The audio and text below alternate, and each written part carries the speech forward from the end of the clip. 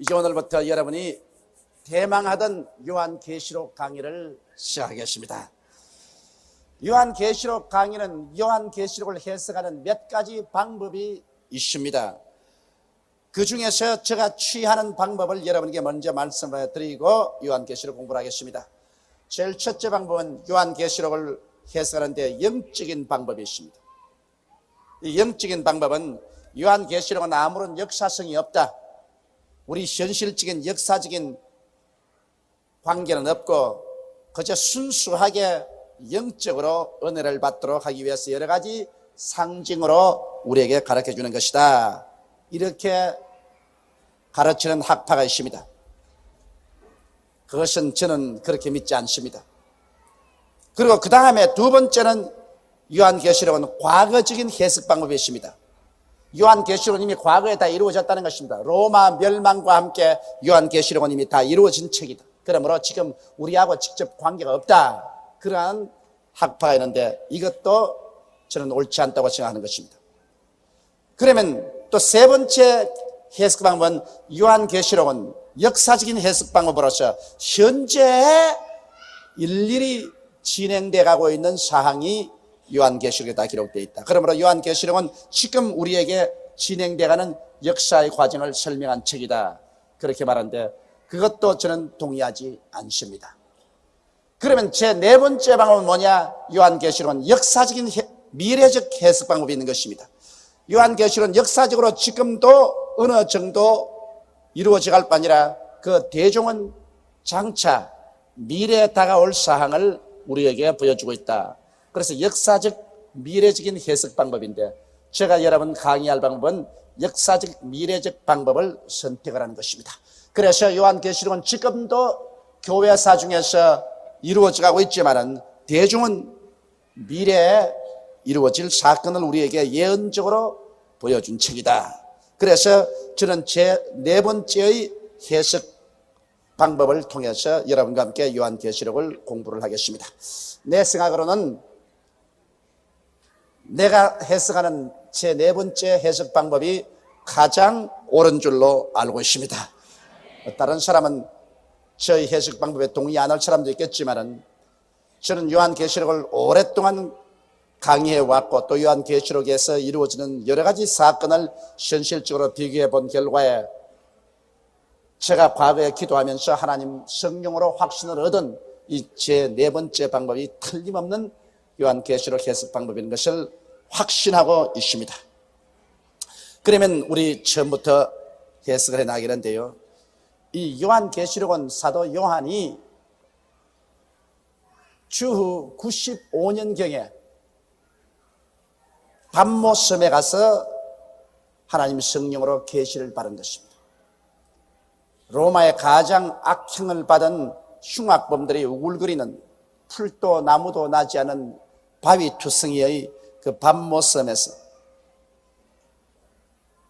흉악한 죄인들이 대낮이면 서로 물고 찢고 싸우고 밤이면 음담 패설을 하는 그 가운데서 그런 기도 중에 가장 위대한 그리스도 예수님의 계시를 받게 된 것입니다.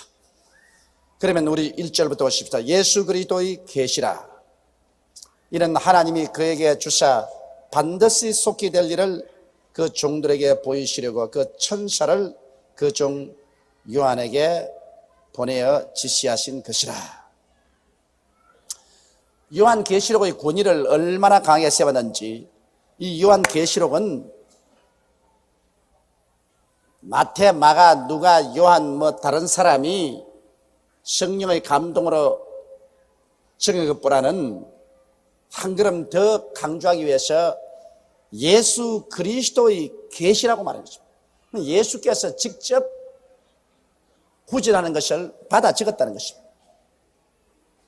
물론 성경은 모두 다 하나님의 성령의 감동으로 하나님 말씀으로 적었지만은 요한계시록은 이 계시록이 진짜로 하나님의 틀림없는 말씀이라는 그 권위를 강하게 하기 위해서 예수 그리스도의 계시라고 말했습니다. 요한의 계시가 아닙니다. 죽었다가 부활하신 예수께서 직접으로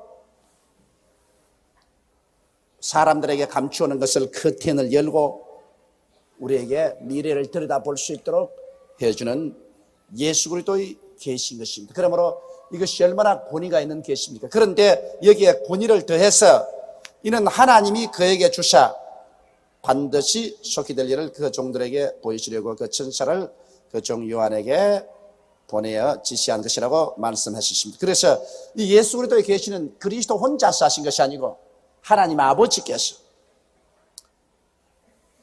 반드시 속히 될 일을, 안 될 일 아니고 반드시 속히 역사상에 이루어질 사실을 하나님의 종들에게 알려서 그 하나님 종들이 또 하나님 백성에게 선포하기 위해서 아버지께서 예수에게 드려서 예수님께서 이것을 천사를 시켜서 그 종 요한에게 대필케 한 것입니다. 그러므로 여러분, 이 요한계시록의 권위란 어마어마합니다.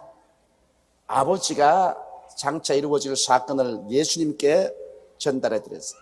예수님이 이것을 받아가지고서 천사를 시켜서 요한에게 가르쳐 준 것입니다.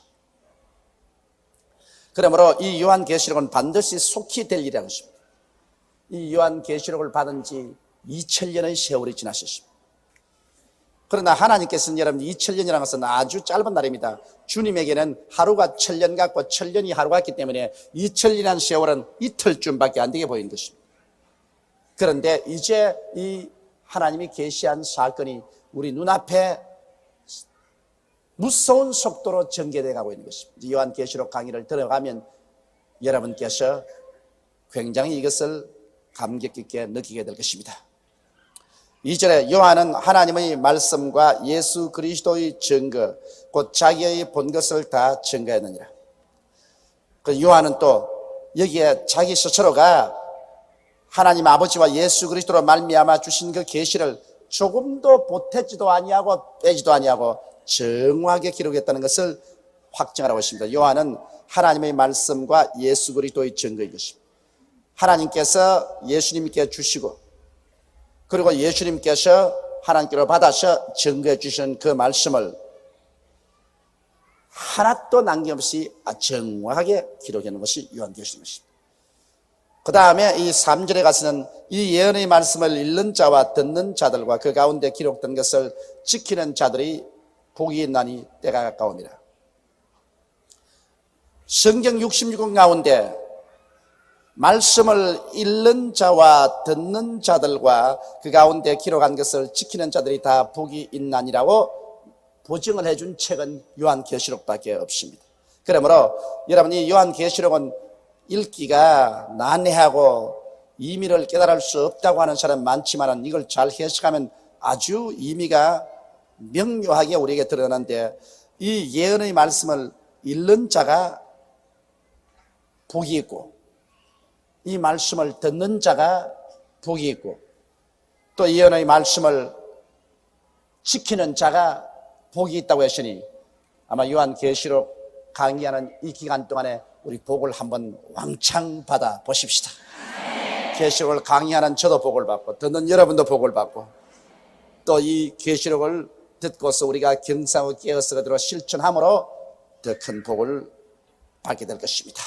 왜냐하면 주의 때가 지금 가까웠기 때문인 것입니다. 요한은 아시아에 있는 7 교회에게 편지하노니, 요한이 밤모섬에서 소아시아에 있는 7 교회에 편지할 때 그 소아시아에는 교회가 많이 있었습니다. 수백 개 있었어요.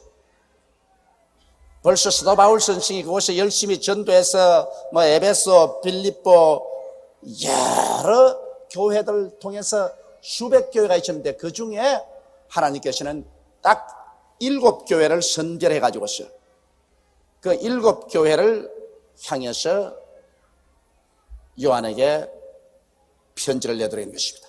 굉장히 의미가 심장한 것입니다. 나중에 여러분 알 것입니다. 왜냐하면 우리 기독교 교회 역사를 7 이 예언서로 나누면 딱 그대로 맞아떨어지는 것입니다.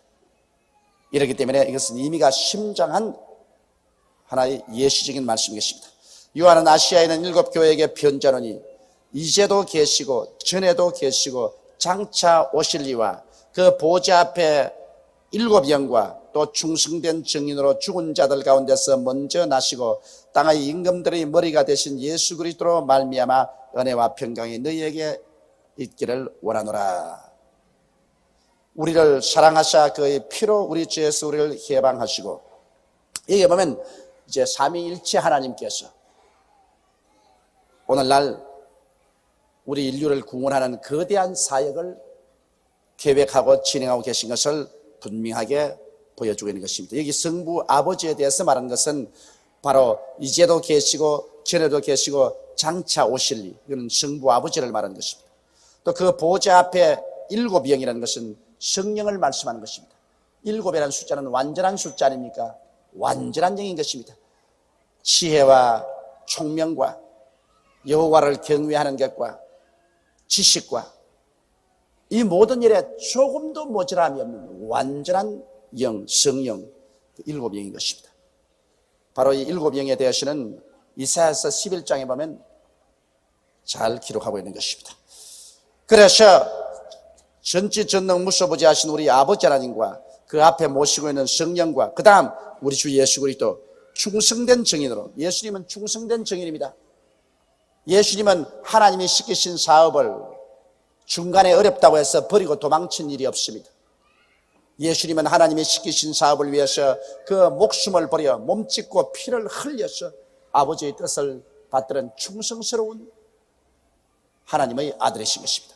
그러므로 충성된 증인으로 죽은 자들 가운데서 먼저 나시고, 예수님은 이 땅에서 죽은 자들 가운데서 제일 먼저 부활하신 분이신 것입니다. 우리는 예수 그리스도에게 붙은 이제 열매들로서 우리도 다 부활할 것인데, 예수님께서 우리를 부활시키기 위한 첫 열매가 되신 것입니다. 죽은 자들 가운데서 먼저 부활하시고 땅의 임금들의 머리가 되신 예수 그리스도로 말미암아 땅의 모든 주권의 총우두머리가 되신 것입니다.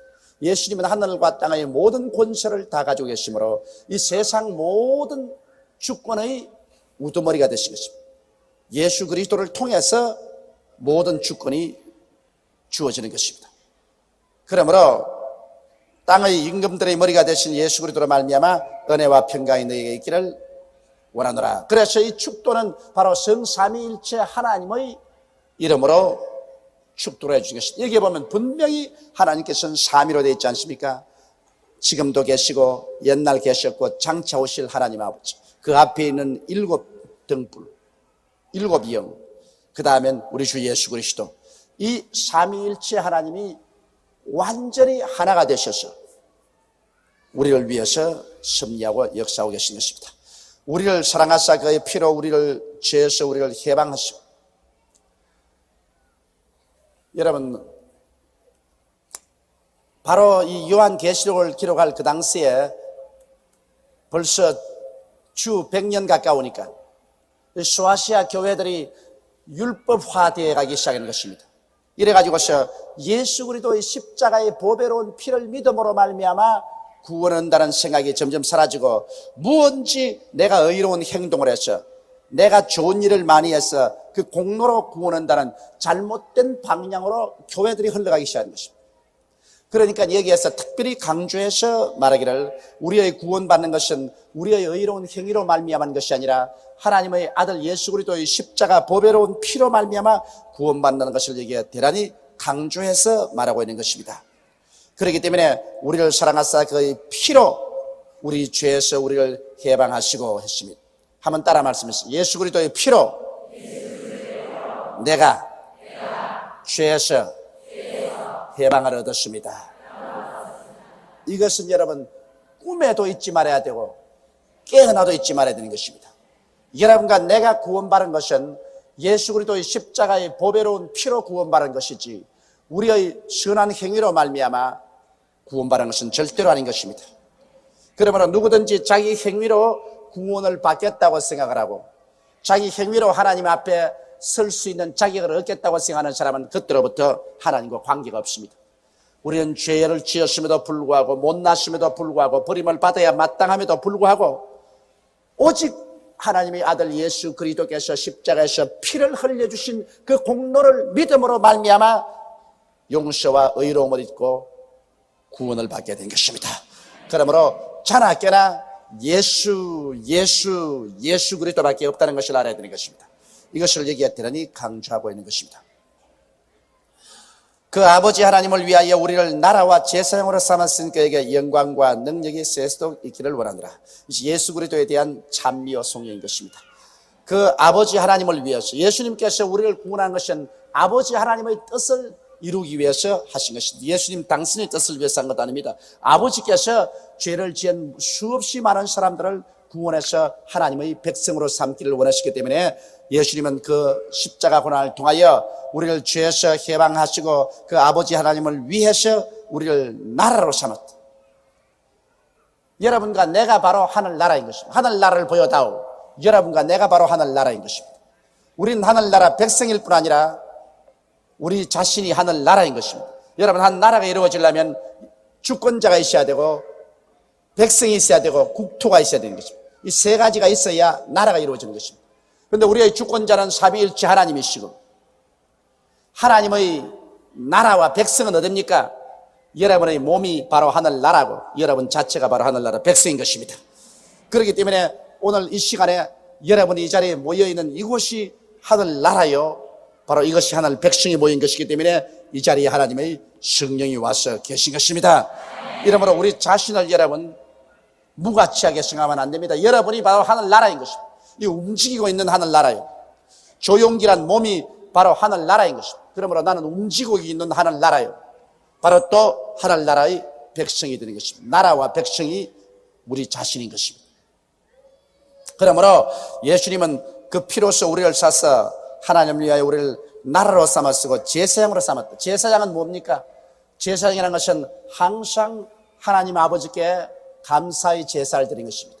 우리 주 예수께서 십자가의 보배로운 피로 우리를 사해 주기 때문에 제사장이란 하나님께 감사와 찬송을 드리고 백성을 위해서 기도해 주는 것이 사명입니다. 여러분과 나를 제사장으로 하나님 삼았기 때문에 여러분과 나의 임무는 하나님께 늘 제사드려서 감사와 찬송의 제사를 드리고 그 다음 백성들을 위해서 기도하고 하나님께로부터 오는 은총을 나누어 가질 수 있도록 도와주는 것이 제사장인 것입니다. 그러므로 하나님께서는 바로 예수를 통해서 여러분과 나를 제사장으로 삼았습니다. 이러므로 우리는 쉬지 않고 하나님께 감사와 찬송의 제사를 드려야 합니다. 그리고 또 제사장으로서 이 세상에 죄짓고 방황하는 어린 양들을 붙들어서 기도해주고 전도해주고 저들을 하나님과 화목시키는 이와 같은 일을 우리 하도록 하기 위해서 하나님께서 우리를 부르신 것입니다.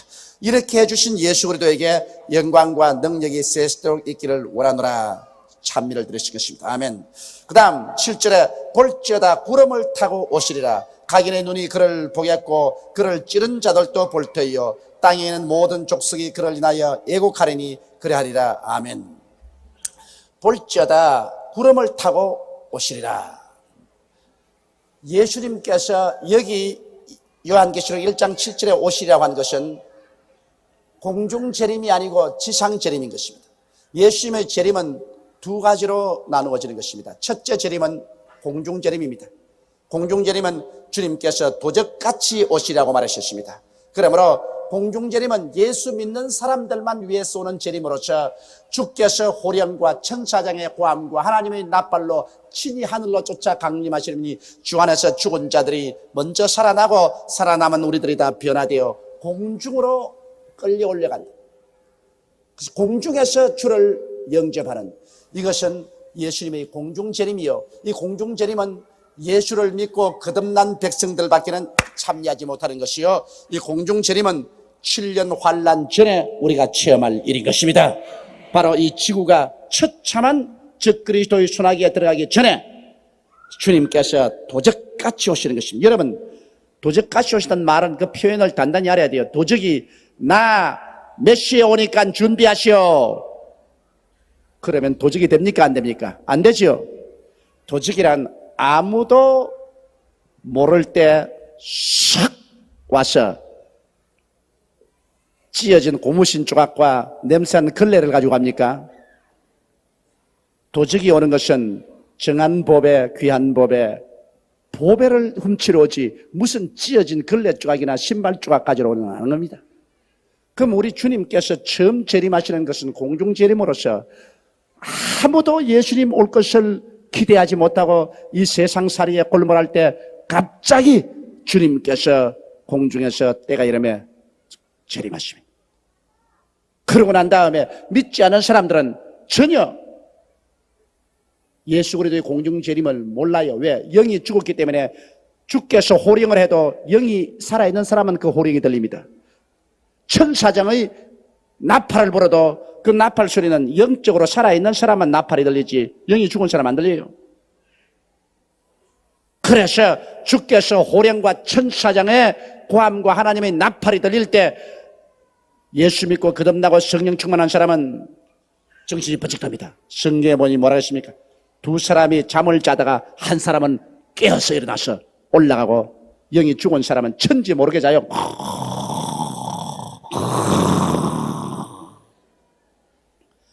천지 모르는데 옆에서는 영이 깬 사람은 그 호령과 천사의 공하는 나팔을 듣고서 올라가요. 또 성경에는 두 사람의 맷돌을 갈다가 한 사람은 들려 올라가고 한 사람은 남는다.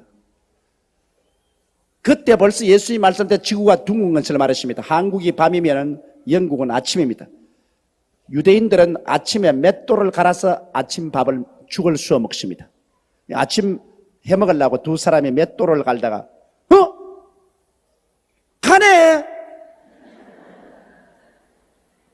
그냥 올라가 버려요.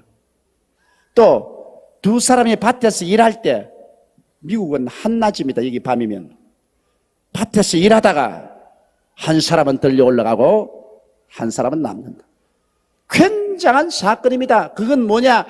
밤에 사람들이 잃어버리고 아침에 사람들을 잃어버리고 대낮에 사람이 온데간데 없고 그래서 온 세계 라디오와 텔레비가 막 인공위성을 통해서 와와그립니다. 우주인이 침공해왔다. 우주인이 침공해 와가지고서 막 사람들을 희한한 우주적인 능력으로 끌어가는데 자다가 끌려가고 아침 먹다가 끌려가고 낮에 일하다가 끌려가고 우주전쟁이 벌어졌다고 온 세계가 야단입니다. 그래서 나라 비상회의가 열리고 국제연합에 비상회의가 열려서 온 세계 대표들이 모여오는데 와보니 큰일 났습니다. 이거 뭐 한두 사람 간 것이 아니고 대통령도 가버리고 장관도 가버리고 군대 사령관도 가버리고 대학교는 교수들이 없어서 수업을 할 수가 없고 학교는 가니 예수 믿는 미션 스쿨에는 학생이 없어서 가르칠 수가 없고 온 세상이 북새판이 납니다. 그런데 그때 주일날 교회에 와서 목사님이 강단에서 설교하고 앉아가지고서 찬송합시다 하는 사람이 있으면 그럼 버림받은 사람인 것입니다. 그때 많은 사람들이 주여 주여 하나 올라가지 못하고 자기들만 교회 와서 앉아서 예배 드린다고 있는 사람이 있을 것입니다. 이것이 바로 예수님이 경고한 것입니다. 10처녀 중에 기름을 준비한 5처녀는 가고 기름을 준비하지 못한 5처녀는 남는 것입니다. 이게 기름 준비라는 것은 여러분 예수 믿고 거듭나서 성령이 속에 와서 거하시는 것을 말하는 것입니다. 물론 성령 충만하면 더 기름이 풍부하지요. 최소한도 회개하고 중생해서 성령이 속에 거하는 사람은 가고 성령이 없는 사람은 이 소식이 들리지 않습니다. 그래서 이것이 공중재림인 것입니다. 공중재림은 그러므로 순식간에 이루어지기 때문에 이 공중재림은 여러분 금년에 이루어질지 몇 년에 이루어질지 알 수가 없어요. 이건 왜냐? 이 세상이 환난 속에 휘몰아쳐 들어가기 전에 주님께서 데려가는 것입니다. 왜냐? 예수를 믿는 사람들은 환난을 통하지 않습니다. 어떤 사람들은 예수 믿는 사람이 환난을 전 3년 통한다, 후사년 통한다 하는데 그거 모르는 소리입니다. 왜냐? 예수 그리스도를 믿는 교회는 그리스도의 몸입니다. 예수의 몸이 2번 환난을 당할 수가 없습니다. 예수 그리스도의 몸은 한 번 십자가에서 환난을 당하셨습니다. 그러므로 예수님은 한 번밖에 환난 당하지 않습니다. 예수 그리스도의 몸은 환난 전에 이제는 들려 올라가는 것입니다. 여러분 성경에 보세요. 노아의 홍수에 보면 예수 하나님을 사랑하는 노아를 홍수 전에 먼저 방주 속에 넣어놓고 난 다음 홍수가 왔지. 그냥 홍수와 함께 그냥 노아를 휩쓰는 건 아닙니다. 먼저 방주 속에 넣어놓고 홍수가 왔습니다. 소돔과 고모라 보십시오. 하나님이 소돔과 고모라의 불로 심판을 위해 먼저 롯과 그 처자를 끌어내어서 피난시켜 놓고 난 다음에 하늘에서 불이 내려왔던 것입니다. 하나님의 심리란 주의 백성들을 먼저 구출해 놓고 난 다음에 하나님이 심판하는 것인데, 하물며 예수 그리스도의 보배로운 피로 구원받은 그리스도의 몸이요 신부인 교회를 환난을 통하게 할 리가 만무한 것입니다. 그러므로 환난 전에 우리 주님께서 교회를 공중으로 데려가서, 그래서 공중에서 7년 동안 우리는 그리스도와 함께 혼인잔치를 하고 그리스도와 함께 즐거운 대화를 하고 7년 동안 이 세상에서 환난이 있고 난 다음에 그 다음 주님께서 우리와 함께 지상 방문을 하는 것이 바로 요한계시록 1장 7절입니다. 친정 방문입니다. 요 사이는 그런 것 없지만은 옛날에 보면은 시집을 가고 난 다음에 또 친정 방문하러 오지 않아요? 그래서 친정에 와서 얼마간 있다가 가요. 내가 지금 꼭 기억이 나는데 우리 할아버님께서는 옛날에 굉장히 경제적인 어른이었습니다. 그런데 우리 고모님이 시집을 가시고 난 다음에 또 도로 고모 아버지와 함께 우리 집에 와서 친정 방문으로 와서 묵고 계셨어요. 한 일주일 묵고 계시면 괜찮을 건데 묵고 계시는 일이 한 달 되니까 할아버님 방에서 내가 자랐는데 얼마나 걱정을 하시는지, 아유, 출가 외인인데 집에 와서 쌀 다 먹는다고. 지 혼자 와서 먹으면 몰라도 남자까지 데리고 와가지고, 아유, 쌀떡에 쌀이 싹싹 들어간다고. 그렇게 그 역정을 내시는 것을 내 어릴 때 들은 기억이 나는데요. 지금은 뭐 그런 거 없지만 옛날에는 반드시 시집가고 난 다음 친정 방문이 있죠. 그렇죠. 그걸 뭐라 그럽니까, 한국말로? 예? 무슨 말인지 못 알아듣겠어요. 나 이야기한 여러분과 내가 그리스도와 함께 공중에 권세 잡은 귀신들을 다 쫓아내버리고 그 자리에서 승리의 7년 혼인잔치를 지내고 난 다음에 그리스도와 함께 친정방문을 하러 오는 것입니다. 예수님과 함께 친정방문, 이 지상에 오는데 바로 그때 장면이 요한계시록 1장 7절에 기록된 말씀인 것입니다. 아멘. 볼지어다 구름을 타고 오시리라. 어떤 사람에게 뭐 구름을 타고 올 수 있는 비행기 타고 요사이 뭐 5분만 지나면 구름 위에 뜨는데 구름을 타고 다니니까 무식한 소리 하지 마라. 그렇게 눈이 어두운 사람이 하나님 말씀을 잘못 해석을 합니다. 이게 구름이라는 것은 영광의 구름인 것입니다. 영광. 나도 예수 그리스도의 영광을 본 적이 있습니다. 기도한 가운데 환상 가운데 그리스도의 영광을 봤는데 구름과 연기가 막 소용돌이 치는데 뭐 아주 무서워요. 구름과 연기가 막 소용돌이 치는 그 가운데서 예수님이 나타나십니다. 그건 바로 영광입니다. 여러분, 이사야가 기도하다가 환상 중에 보니 하나님이 높은 보좌에 앉았고 그 성전에 구름이 가득하더라고 말하셨습니다. 하나님의 영광이 구름으로 보이는 것입니다. 또한 솔로몬 성전 짓고 난 다음에 제사장들이 하나님께 그 성전을 헌당할 때 하나님의 영광이 임하여서 온 성전에 구름이 가득했다고 했습니다. 그래서 사람들이 서서 경배하지 못하고 전부 엎드려댔습니다. 하나님의 영광이 오면 구름이 가득하게 보입니다. 구름을 타고 오시는 것은 예수님이 뭘 그런 거 뭐 탈 필요가 어디 있어요? 안 타도 왔다 갔다 하시는데 예수님이 오시는데 그 영광이 구름 같다. 그리고 또 그게 보태에서 또 구름이란 뭐냐? 여러분, 성도를 의미할 때 구름 같다고 말하는 것입니다. 히브리서에 보면 구름같이 모인 증인들이 있다고 말했습니다. 사람들이 구름대같이 모였다고 하는 것입니다. 예수님이 올 때 어찌나 성도들이 같이 많이 따라왔던지 예수님이 마치 구름 타고 오는 것 같아요. 모든 성도들이 세마포를 읽고 세마포를 펄럭이면서 예수님과 함께 할렐루야 하고 오니 밑에서 보니까 구름대가 모여오는 것 같아요. 신바람이 난데 그때 여러분께서 공중에서 내려오지 못하고 밑에서 입 딱 벌리고 쳐다보고 있으면 그건 낭패입니다. 구름을 타고 오시리라. 각인의 눈이 그를 보겠고 그때 지상에 남아있는 모든 사람들이 예수를 본다. 그 옛날엔 여러분 이 말 했을 때 그 거짓말도 독하게 한다. 어떻게 보겠냐면 요 사이에는 인공위성이 있어가지고서 여러분 예수님이 재림하면 온 세상 카메라가 다 예수님을 다 촬영합니다. 그러니까 텔레비전 앞에 텔레비전을 틀어놓으면 이것은 지구와 둥거지만 동서남북 할 것 없이 모두 다 예수님의 재림을 다 눈으로 보게 됩니다. 그를 찌른 자들도 볼 터이요. 이 세상에 살면서 예수를 찌른 사람 많지요. 예수 그리스도를 전도하면은 막 욕을 하고 그리스도를 찌르는 사람, 말로서 찌르는 사람 많지 않습니까?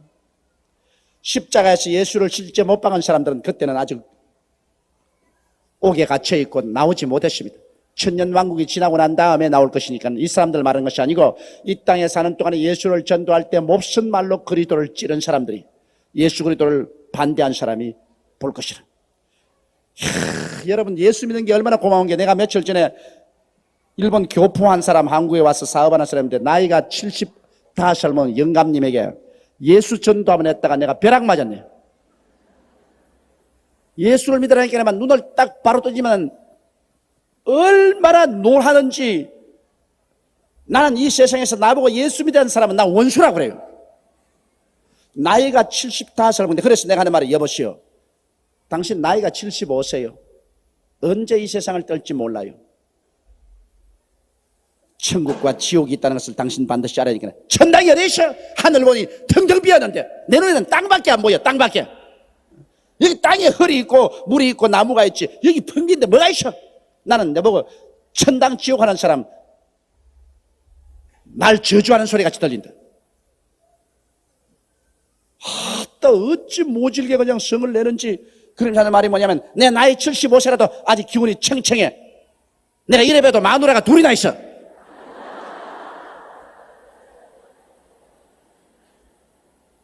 그래서 내가 하도 쓰레기 같아서 내 속으로 너 같은 족속도 한국 사람이고 한국말을 한다니까 내가 동포든 내가 부끄럽다.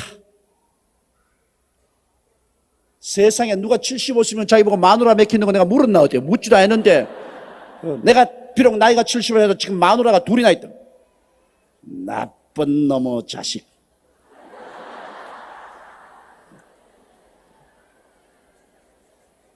나이 헛먹었어요. 나이를 먹은 것이 아니라 나이를 처먹었지.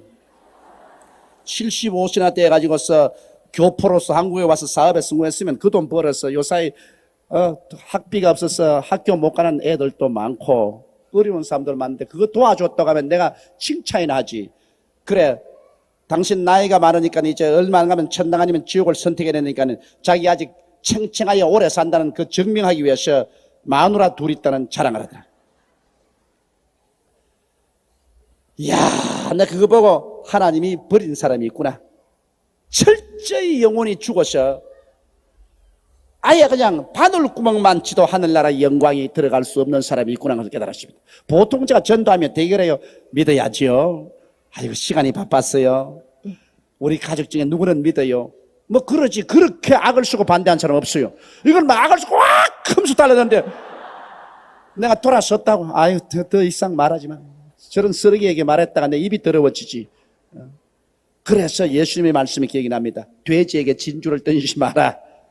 돼지에게 진주를 던지지 마라. 이런 사람들도 내 속으로 그 말 들을 때는 너도 예수님이 강림한 건 눈으로 볼 것이다. 이제 얼마 있으면 죽어서 그 영혼이 지옥에 들어있다가 천년왕국 이후에 그리스도 앞에 심판받을 때가 올 것이다. 내가 그때는 예수님과 함께 심판하면서 서서 그 사람 내 앞에 섰을 때 영영 죽겠지. 영영 죽겠지. 내가 반드시 한번 고라고 싶어요. 세상에 안 믿는 것이 그렇게 자랑스러워요. 난 그 영감을 보고 난 다음 내가 느낀 것은 어찌다가 내가 예수를 믿게 되었는가. 세상에 내가 어찌다가 예수를 믿게 되었는가. 이거 정말 하나님께서 내 이 영안을 열어주시고 이 영의 귀를 열어주시고 영의 마음을 주셨기에 내가 예수 믿게 되었지. 안 그러고야 내가 어떻게 예수를 믿게 되었겠는가. 나도 저 영감처럼 되었을 것인데. 여러분 다 예수 믿은 것 깜짝 놀라게 고맙게 생각하기를 주의 이름으로 축원합니다. 그렇다 하나님께서 만세전에 여러분을 택하시고 성령을 보내주셔서 믿게 되었지. 그냥 왔다 갔다 믿은 것 아니에요. 지금은 예수 믿는 것 별 자랑스럽지 않게 생각하는 사람이 있지만 여러분 이때가 오면 그때는 정말 참 기가 막힐 것입니다. 그를 찌른 자들도 볼 것이요 땅에는 모든 족속이 그를 인하여 애곡하리니. 땅에는 모든 족속이 애곡합니다. 왜 애곡하느냐? 공중에서 그리스도와 같이 내려오는 사람은 희희낙낙이고 땅에 있는 사람은 애곡합니다. 왜? 예수 그리스도를 전도할 때 배반했기 때문에. 이제 그리스도가 강림하실 때는 구주로서 강림하는 것이 아니라 심판주로서 오시는 것입니다. 이제는 박살났습니다. 박살났어. 그렇기 때문에 예수 그리스도의 강림을 보고 난 다음 전부 다 땅에 있는 사람이 가슴을 집어이고 한다. 우리가 들었던 것이 사실이구나. 그 예수쟁이들이 자꾸 예수 믿으라고 그저 라디오를 통해서 텔레비를 통해서 개인 전도를 통해서 늘 말하고 심판이 온다는 것이 참말이구나. 이제는 끝장났구나. 그때는 땅에 있는 모든 족속이 가슴을 치고 땅을 치면서 애곡할 것입니다. 그 다음 8절에 보면 주 하나님이 가라사대 나는 알파요 오메가라. 이제도 있고 전에도 있었고 장차 올 자요 전능한 자라시더라. 자, 여러분과 내가 의지하는 하나님의 당신 자신에 대한 소개와 선포를 보십시오. 주 하나님이 가라사대 나는 알파와 오메가라. 여러분 알파 오메가라는 것은 이 헬라어 중에서 처음 글자하고 마지막 글자입니다. 우리 한국말로 하면 나는 기억이요 나는 히읗이라 그 말인 것입니다. 나는 알파요 오메가요. 이제도 있고 전에도 있었고 장차 올 자요. 그러니까는 시간이 영원한 것입니다. 지금도 과거도 미래도 다 하나님의 것이니 영원한 시간을 가지고 있는 것이며 전능한 자라. 무엇인지 하고 싶으면 다 하시는 전능자라는 것입니다.